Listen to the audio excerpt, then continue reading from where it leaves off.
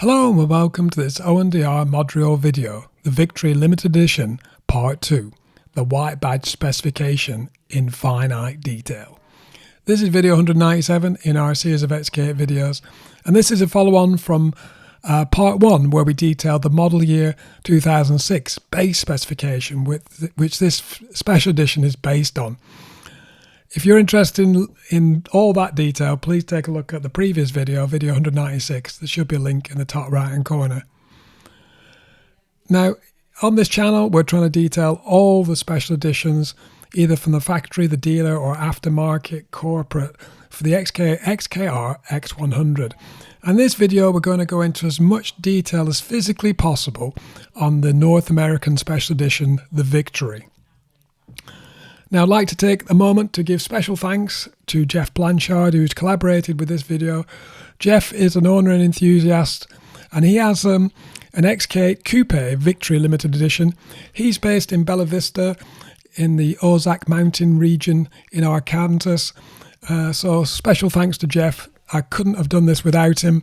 A lot of the photographs actually of the XK8 Coupe you see in this video are as his physical car. Thanks again, Jeph. So the Victory Limited Edition, it came out in North America in 2006. It was a bit of a marketing spiel. Jaguar was celebrating winning 4 manufacturers' championships in the Trans Am Road Racing Series in America.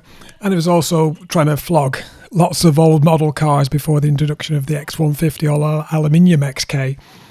So this special edition was part of the marketing spiel to do that. There was 4 models involved, or all 4 models were involved in this: the XK8 Coupe and Convertible and the XKR Supercharged Coupe and Convertible. There was 4 limited edition new unique colours, but also incorporated 4 existing colours. There was 2 options of interior: veneer, either carbon fibre or unique for this special edition, Elmwood trim. Because of the racing sort of theme, there was checker plate flags on tread plates and on the white badge, bonnet badge, and that is something particular of these last of the line cars. The exterior then as well, it got some special wheels or special wheel treatments. The XK8 got a chrome finish on its wheels, and the XKR got a new and unique 20-inch BBS alloy wheel. Now, the Victory Edition production numbers then was a total of 1,050. This is officially verified by Jaguar Heritage Trust. Tracy Nabs there had replied to an email from Mr. Floody asking the question on one of the forums, and she's confirmed the quantities of each of the variants. Basically, XK8 convertible 617, XKR convertible 382, XKR Coupe 67, and finally XK8 Coupe 53. This part video is part 2, as I say, it's video 197. We're going to cover the XK8 Victory spec, the XKR Victory spec, the handling pack, the exterior colours, interior trim, and the unique cars, or the potential for unique cars. And I got photographs of every detail. Okay, so let's look at the Victory spec. So you get these 19-inch staggered Atlas alloy wheels, as opposed to the 18-inch standard wheels. Not only that, you get a chrome finish on them, green centre caps, except in Canada. For some reason, Canada didn't get the chrome finish. As I say, these cars had this special white badge with this checker flag motif in there. In the case of the normally aspirated cars, the XK8s, we got 4.2 litre at the bottom there. For the supercharged, it actually has supercharged written under there. Of the sill plates, or the tread plate covers, actually have again the checker plate motifs. As I say, the supercharged version has the XKR logo instead of the XK8. Interestingly, for this specification, or this end of the line car, the steering wheel doesn't have any wood trim. It's a full leather steering wheel. And this carries over to the gearshift knob. The gearshift knob isn't wood anymore. It's actually leather trimmed. This is a picture of this unique elmwood finished dashboard veneer. Previously, a lot of the cars came with walnut veneer, which is similar wood grain, but a little bit more variation. The elm seems to be lighter. The walnut are slightly darker. As I say, elm was unique for this model. This also carries over to the other parts of the car, the gear shifts around, and interestingly, the sat nav, which was an option even on the Victory XK8, albeit most cars, most people now do prefer the standard triple gauges. The interior seating was soft, special soft touch sport style leather seats in the front and also in the rear. The leather is slightly higher quality. Note the horizontal sport stitching. Classic seats, or the vertical stitching was not available. You could get Recaro sports front seats as an option, but most of the cars don't have those. You also got a soft touch leather center console that also had this special leather, improved leather finish. All the cars got special floor mats, in that being they're leather edged, and they got the Jaguar logo and Jaguar embossed in there.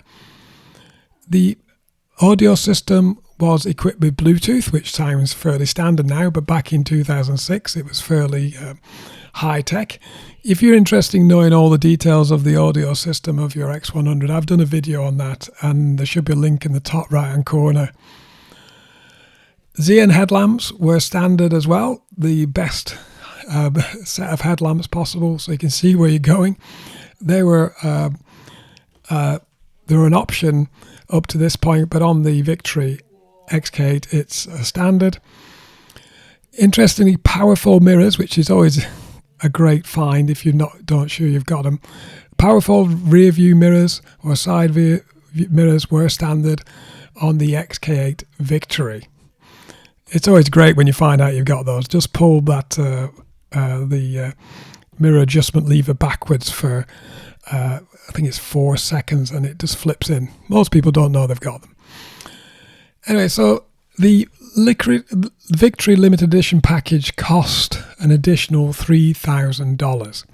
Now, if you look at the options list for the model year 2006, this looks quite good value, because if you pick the options already incorporated, not including sort of the special checkered flag bits and pieces and the chromed wheels, there was at least $2,875 worth of extras without including those. So it's a really good value for money, assuming you wanted those sort of things. It was a good way of getting them and getting a unique car. So in summary, the XK8 Victory features, so you got the white checkered flag hood badge, checkered flag sill covers, 19-inch Atlas chrome wheels, except in Canada, the Xenon headlamps, elmwood veneers, soft leather, steering wheel and gear shift, soft touch leather seating surfaces, leather edge floor mats, the power fold exterior mirrors, and the Bluetooth wireless technology in your audio system. The XKR Victory spec then, similar but not the same. You got the white badge, the special checker flag hood badge with supercharged written in it. You now get 20-inch BBS Perseus staggered alloy wheels, which are a beautiful wheel. They're the Hockenheim style wheel, which is one of my personal favourites. These also came with cross drill brakes. By this time, Brembo brakes were standard throughout the range anyway. Red calipers are standard for the model year 2006 cars. Silver calipers denote handling pack according to the brochures for the coupe, but there's lots of exceptions to this rule, I believe. You got the checker flag sill plate or the tread plate covers, but now you've got XKR embossed in them or etched in them. You got a performance leather steering wheel. Again, the leather, you don't get any wood trim on the steering wheel, but also you get the sort of the thumb grips internally of the wheel, so slightly better than the XK8 steering wheel. You got a Momo leather steering wheel gear shift lever or gear shift knob. a carbon fibre dashboard trim, which was actually featured in another previous special edition, the carbon fibre, obviously. Elm, interestingly, was a non-cost option for the XKR. You could actually change to a wood finish, right, if you didn't like the carbon finish. The wood is quite popular on these postmodern Jags. The carbon fibre was also used on the window switch surrounds and the gear shift surround as well. You do also get the special floor mats with the leather edging and the Jaguar logo, etc. Now, the XKR Victory limited edition spec package cost a bit more than the XK8. It was $5,500. Bear in mind, it's got the 20-inch alloy wheels. Now, if you look at the option list of the model year 2006 cars, just the wheels alone to upgrade your car to 20-inch alloy wheels of any type was $6,000 alone.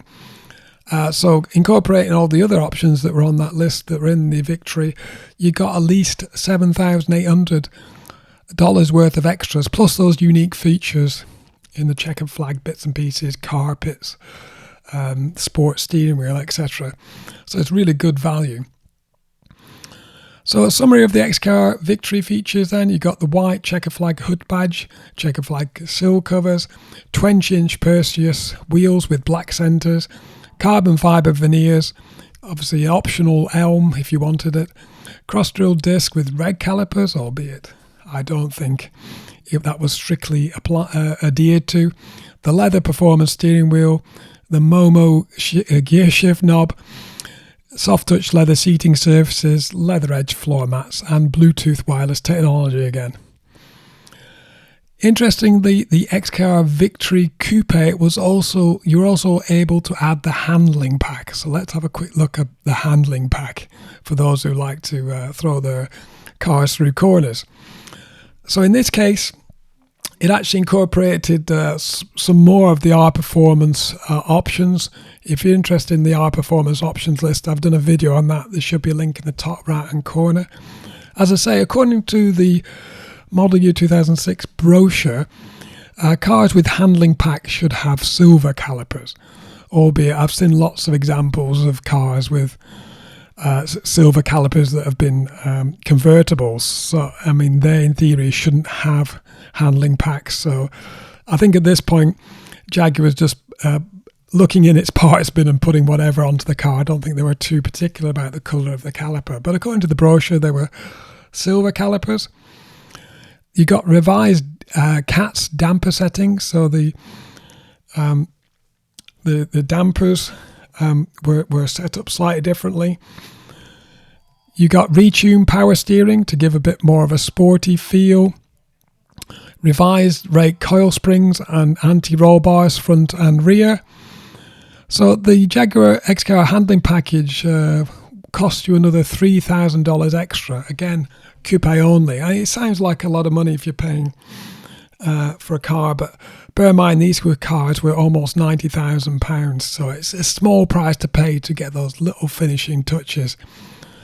So the ultimate victory, in my opinion, is the XKR Coupe with the handling pack. Obviously, it's a very rare car without the handling pack.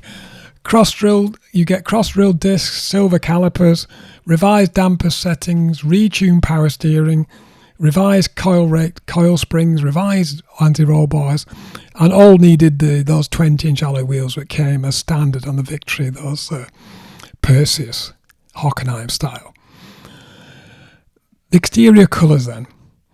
So we're looking now at the 4.2S brochure. There wasn't actually a brochure, or the brochure for the North American market didn't include this sort of detail. There was 4 unique Victory or 4.2S colours, and there's 4 standard. Even the standard colours were that being platinum quartz, midnight black, and Jaguar Racing Green were only standard from the 2002 to 2005 in most of the cases. Platinum was actually 2000 to 2005. There's actually 40 exterior colours available for the X100. I've done a video on that. Please take a look at that. There'll be a link in the top right hand corner. So here I'm going to show you all the colours. So here we have satin silver, Again, it's unique colour. Bay blue, frost blue, and copper black. Copper black is quite a special colour. It's got a sort of dark black metallic with a copper tinge. I think I quite like the idea of that. That's a unique colour. Then you had the standard colours at the time. Platinum silver is quite a common colour. Midnight black. Black is always very, very popular.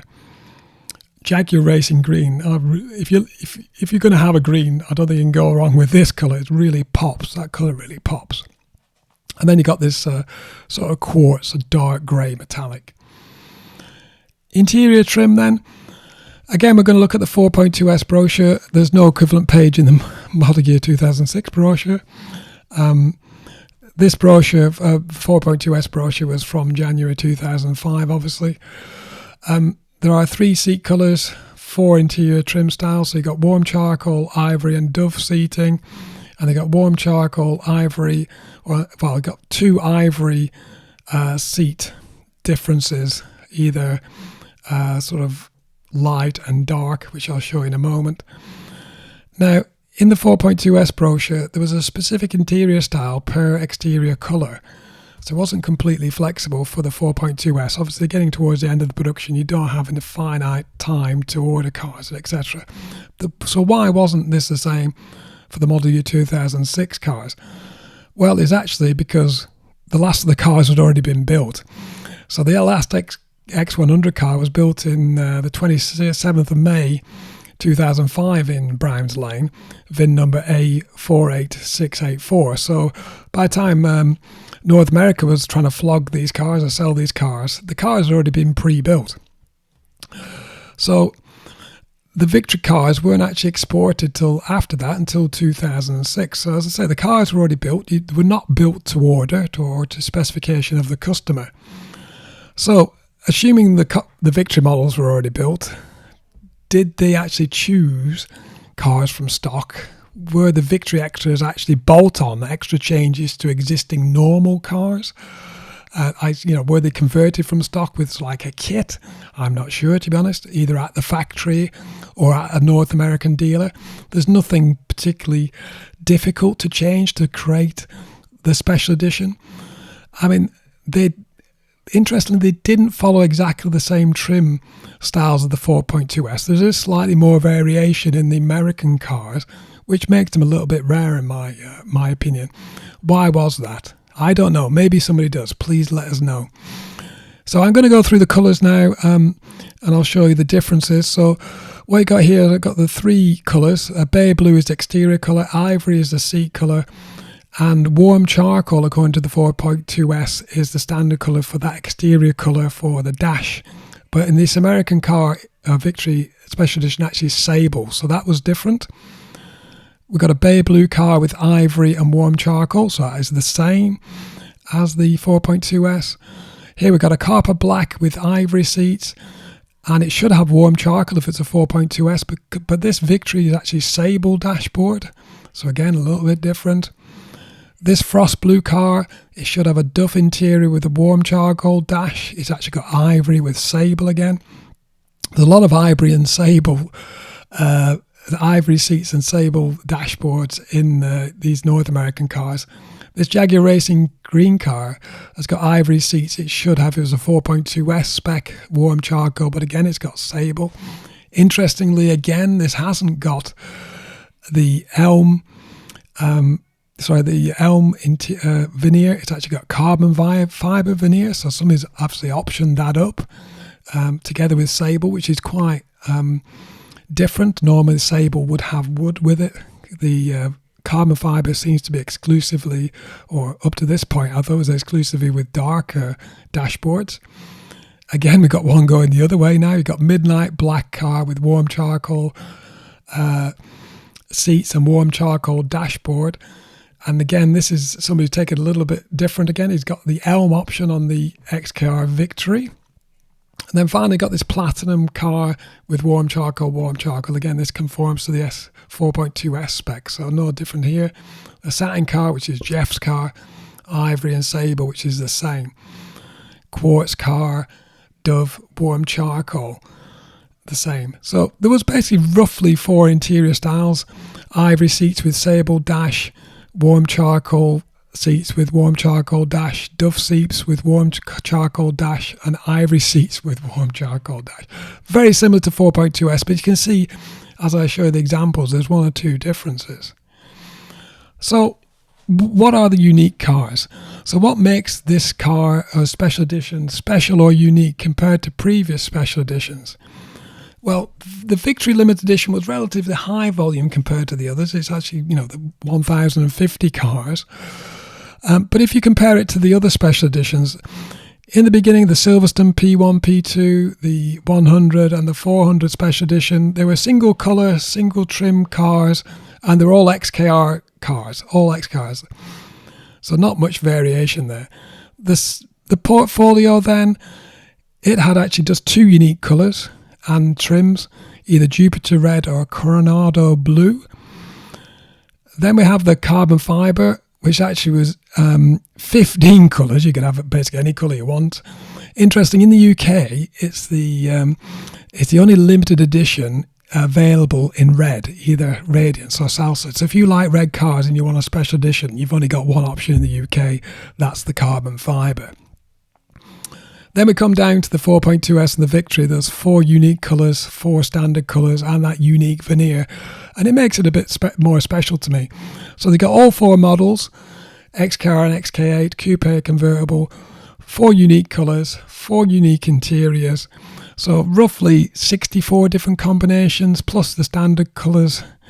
So you've got lots of differences, lots of, not one car is going to be the same, or not many cars are going to be the same. So to me, it's the ultimate specification, the last of the line, everything bolted to it. Jaguar's throwing everything at the cars to get them sold. And there's these lots of scope for unique combinations of exterior colours, exterior trim. And depending what they built in Browns Lane in 2005, depending on what you got in America in 2006, and then bits of Victory bolted on. Thank you very much. So that's that particular special edition. Next, we're probably going to have a look at the Portfolio Special Edition. This was again North America only. I'm looking for a brochure or Jaguar technical information on that. If you've got anything on that, please contact us, and I'd like to collaborate with you to create that video. Thanks again to Jeph Blanchard for his collaboration with this. Superb support from Jeph. Thanks again. And thank you for watching. Hope you find that interesting. If you're thinking of buying a late model X100, I don't think you can go wrong with a Victory. Thank you for watching. Please like, comment, share and subscribe for more XK8 videos.